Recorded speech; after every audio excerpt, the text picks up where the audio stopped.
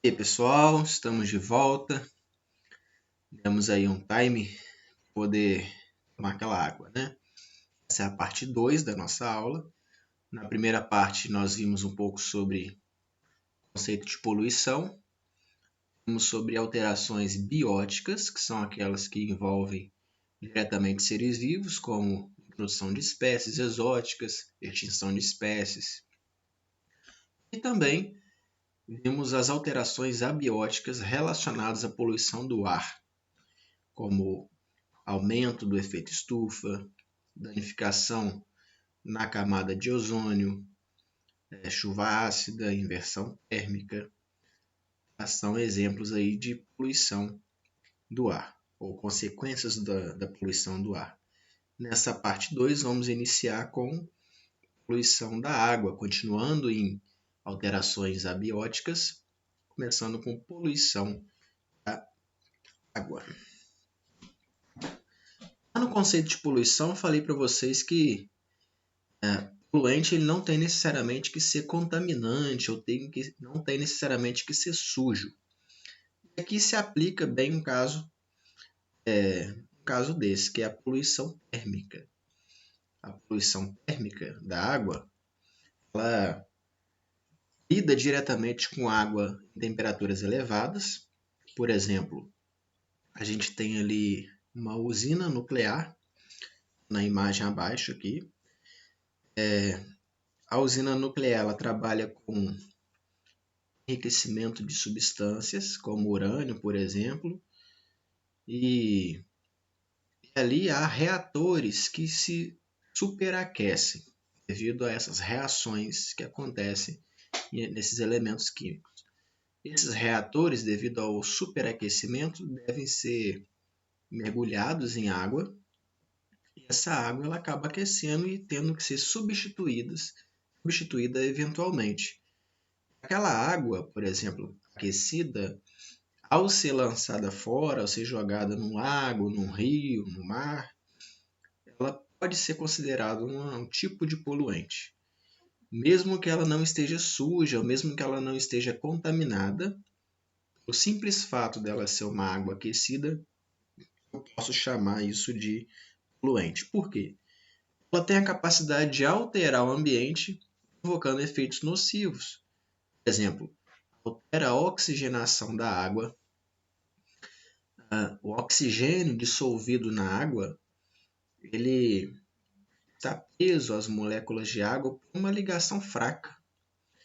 E quando a água quente ela é lançada, a energia presente, o calor presente na água quente, quebra facilmente essas ligações, liberando o oxigênio da água.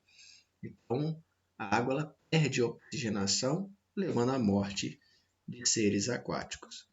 Também modifica características morfológicas de alguns organismos aquáticos. Por exemplo, a determinação do sexo na maioria dos animais, por exemplo, ela é de ordem genética. Mas existe alguns que o sexo dos animais, se macho ou fêmea, em alguns répteis, por exemplo, é determinada pela ação da temperatura da água. Então, a água se superaquecendo, vai haver uma maior produção de um gênero do que outro, ou somente macho ou somente fêmeas, né, causando um transtorno reprodutivo nessa categoria animal. Um outro problema, e que é um dos mais falados em relação à poluição da água, é a eutrofização ou eutroficação da água. O que seria a eutrofização da água? Vamos observar aqui as imagens abaixo. A gente tem um rio ou córrego e o esgoto sendo lançado sem nenhum tratamento nesse fluxo d'água aqui. Bem, a água, uma vez poluída por matéria orgânica, então uma palavrinha-chave que a gente tem que ter aqui, a eutrofização,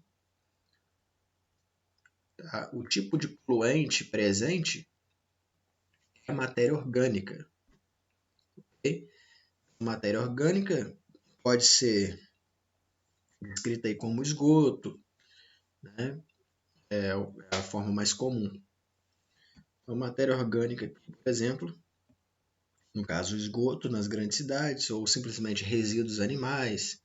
Então, numa fazenda, por exemplo, você tem um lago e todos os dejetos de porcos, de aves, de bois são lançados naquele lago. Então, ali é um exemplo de matéria orgânica e aquele lago ele está sujeito a sofrer eutrofização. Na eutrofização, primeiramente a gente tem um aumento de matéria orgânica. Tá? Então, começa com aumento na quantidade de matéria orgânica. Tá? Aumentando a quantidade de matéria orgânica, a gente vai ter um aumento na quantidade de algas. Então, observa a segunda imagem, né? Algumas manchas verdes, está vendo? Essas manchas, por exemplo, são algas. Ó, isso aqui são algas. Essas algas, elas consomem, por exemplo, o oxigênio, consomem a matéria orgânica que está ali para poder se desenvolver e consome também o oxigênio da água. Então, veja bem, com o aumento da matéria orgânica, você vai ter também um aumento da quantidade de algas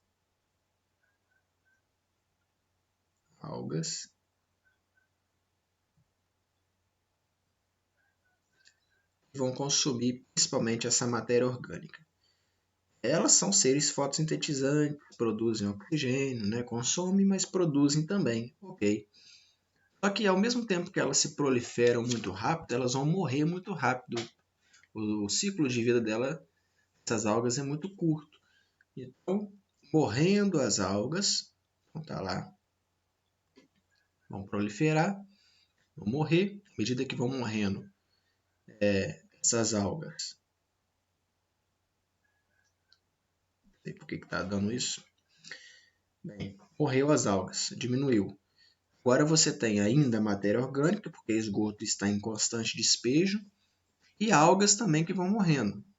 Quem que vai fazer a decomposição disso? A alga não faz decomposição. Tá? Então você vai ter um aumento de seres decompositores, como, por exemplo, bactérias. Mas não é qualquer tipo de bactérias. São bactérias aeróbias.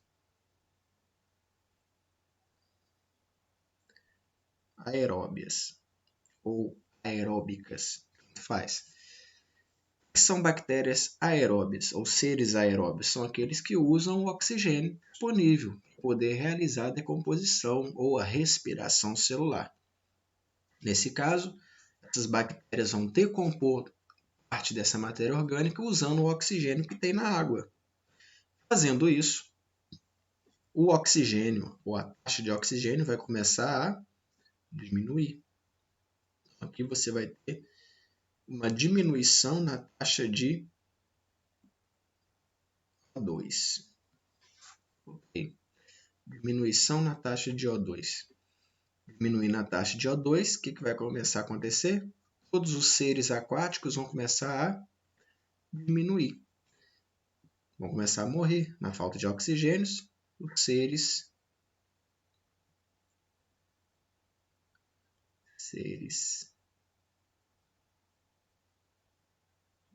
aquáticos, tá? Então, seres aquáticos. Ok. Vão começar a diminuir. Agora você tem um quadro. É claro que isso não acontece da noite para o dia. Isso é um processo. Quanto maior o curso da água, quanto maior o despejo, né? Isso vai depender de vários fatores, né? Mas isso são processos que levam anos e anos para acontecer. Diminuindo a quantidade de seres aquáticos, mortes de peixes e de outros seres, com a diminuição na quantidade de oxigênio naquela água, você vai ter ali outros tipos de seres decompositores. Tá? Então você vai vai ter ali um aumento de seres decompositores, mas que não vão usar oxigênio, que vão usar ou que vão realizar a respiração anaeróbia, né? A decomposição sem a presença de oxigênio. Então são bactérias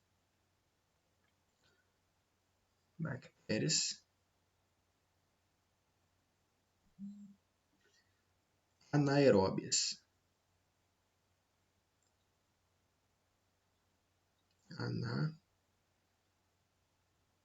Anaeróbias. Anaeróbias não usam o oxigênio atmosférico ou oxigênio dissolvido na água para poder realizar a respiração, ok?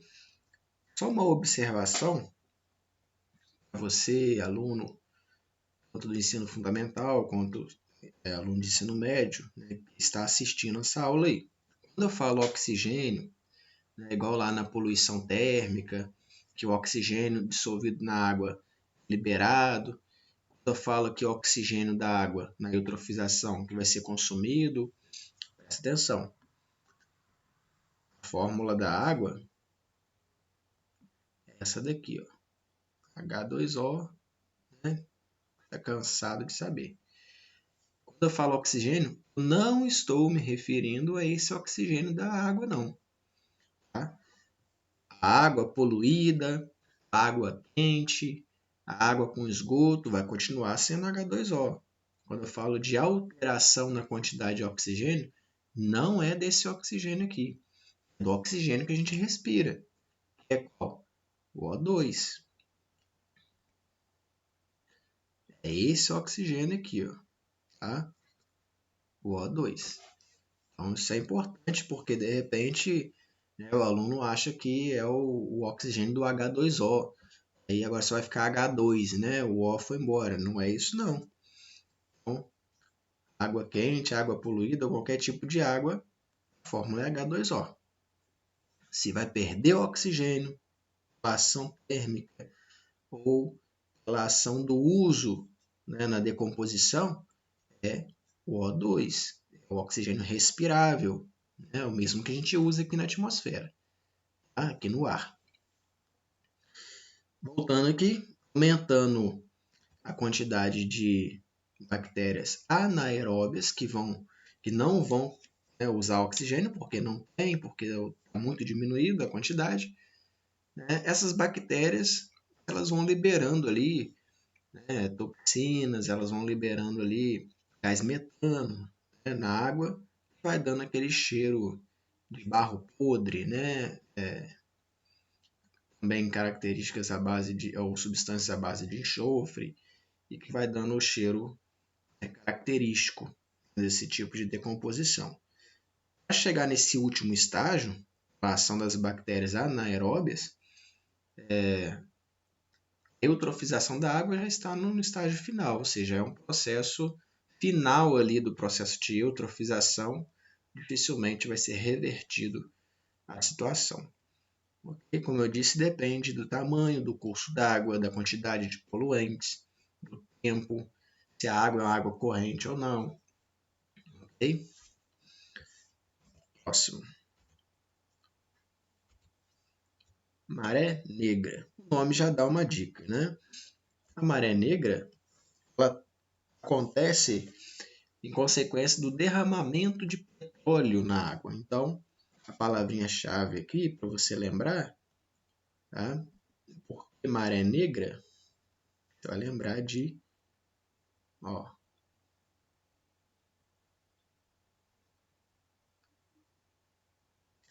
petróleo, derramamento de petróleo. Petróleo, como o nome já diz, é um óleo, né? E por ser um óleo, ele é menos denso que a água, ele fica na parte de cima da água. Você pode observar aqui, né? Assim como todo óleo, fica por cima da água aqui, o petróleo. E por ser escuro, ele impede a passagem de luz. Você que é um aluno inteligente, qual o problema de não entrar luz dentro da água? Como é que o oxigênio vai parar na água? certamente seres autotróficos aquáticos, como algas, por exemplo, produzem oxigênio, né? E se elas produzem esse oxigênio e liberam esse oxigênio na água, através da fotossíntese, eles precisam de luz. E aí, quando uma grande área é coberta por petróleo, aquela área ela não vai receber luz, ou vai receber muito menos luz, dificultando o processo de fotossíntese daquelas algas, né? Impedindo a passagem de luz, vai dificultar a fotossíntese e vai dificultar também a produção de oxigênio naquela região, né? Levando também à morte de peixes e de outros seres aquáticos. Intoxica seres aquáticos pela ação do óleo, né? Que agarra nas brânquias dos peixes, por exemplo, aves, né? Aquáticas ou semiaquáticas, que vivem ali, se alimentam na água, né? Mamíferos que também são aquáticos ou semiaquáticos, que vivem ali, eles vão ser intoxicados pela ação, né, do petróleo, que grudam nas brânquias dos peixes, nas cavidades nasais das aves e mamíferos. Né? Então é um problema que não é raro acontecer, né? A gente tem vários casos como esse, de acontecimentos de derramamento de petróleo na água. E aí pode estar observando aí, né, algumas das medidas que eles tentam tomar, né, tirar o excesso de óleo, mas é quase que uma medida impossível de se resolver, né, com o recurso que a gente tem. Vai ficar o prejuízo ali.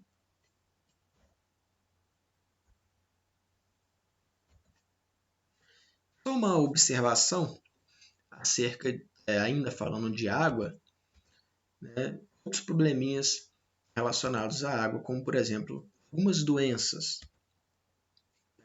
Vamos tratar aí de algumas doenças que têm como veículo a água de alguma forma, o que usa a água como meio de propagação. A dengue, por exemplo, tem o vetor Aedes aegypti, né? Os sintomas típicos dessa doença: febre elevada, dor atrás dos olhos, dor muscular intensa, típica da dengue, né? E de outras doenças virais também. Além da dengue, a gente tem a febre amarela e chikungunya, bem como zika também. Né? Todas elas também podem ser transmitidas pelo mesmo vetor, que é o Aedes aegypti. Esse mosquitinho do mal tende a propagar no mínimo aí 4 doenças diferentes, né, na nossa sociedade, levando a problemas graves e até a morte às vezes, né, infelizmente. A medida de combate a essas doenças é uma medida preventiva, né, que é não deixar principalmente o meio de propagação do mosquito. E qual que é? A água, né? Então não deixar a água parada. E aí a gente pode ver, conferir aqui na ilustração os vários locais onde o mosquito pode se propagar, né, e se reproduzir, transmitindo aí a doença. Lembrando que a fêmea do mosquito é quem pica, tá? Então é a fêmea que transmite essas doenças, o macho não. Como você não sabe diferenciar o mosquito macho da fêmea, é melhor você eliminar todos eles, prevenir todos eles. Né?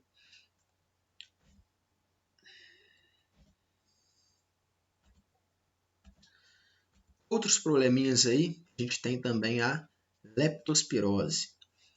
Leptospirose é uma doença bacteriana que é transmitida pela urina de roedores, principalmente aí os ratos, ratazanas.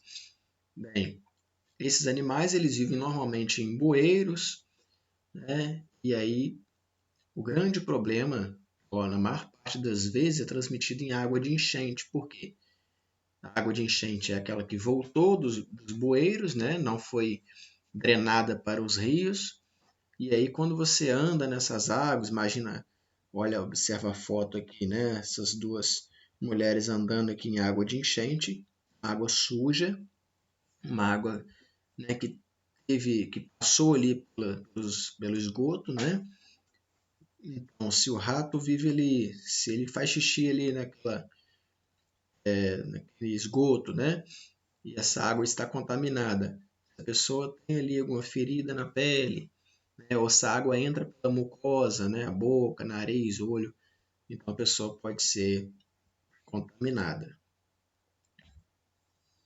E é claro, quando a gente fala de doença relacionada à água, a gente não pode deixar de falar da cólera, né? É uma bactéria também, um víbrio, um vibrião, e é uma doença que está relacionada a quadros de diarreia intensa, dores abdominais, né, que pode levar à desidratação e até à morte, né, uma doença severa relacionada ao aparelho gastrointestinal.